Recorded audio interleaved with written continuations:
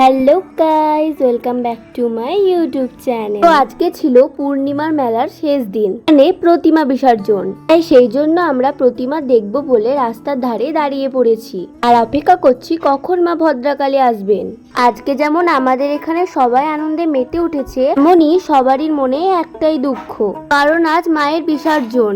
প্রায় মা এখানে 22 দিন ছিলেন, তাই সবার মন তো একটু খারাপ হবেই। আর সব থেকে বেশি মন খারাপ হবে আমার বাবা আর ভাইয়ের, কারণ তারাই ঠাকুরটা বানিয়েছিল আর আজ সেই প্রতিমার বিসর্জন। কিন্তু সমস্ত মন খারাপকে ভুলে গিয়ে আমাদের সময়ের সঙ্গে তাল মিলিয়ে চলতে হবে। এদিকে মাও চলে এসেছে আমাদের সামনে। মায়ের মুখটা দেখেও মনে হচ্ছে যে মায়েরও আজ মন খারাপ। তারপরে মা বিসর্জনের উদ্দেশ্যে পাড়ি দিলে আমরা চলে গেলাম একটু মেলায়। দিন ছিল পূর্ণিমার শেষ দিন, তার জন্য মেলায় প্রচন্ড ভিড় হয়েছিল, তাই আমি সেরকম কোনো ভিডিও করতে পারিনি। আর হ্যাঁ গাইস, আমার মেলার কেনাকাটা ভিডিও কিন্তু চলে এসেছে। তো আজকের মতো এইটুকু, বাই বাই।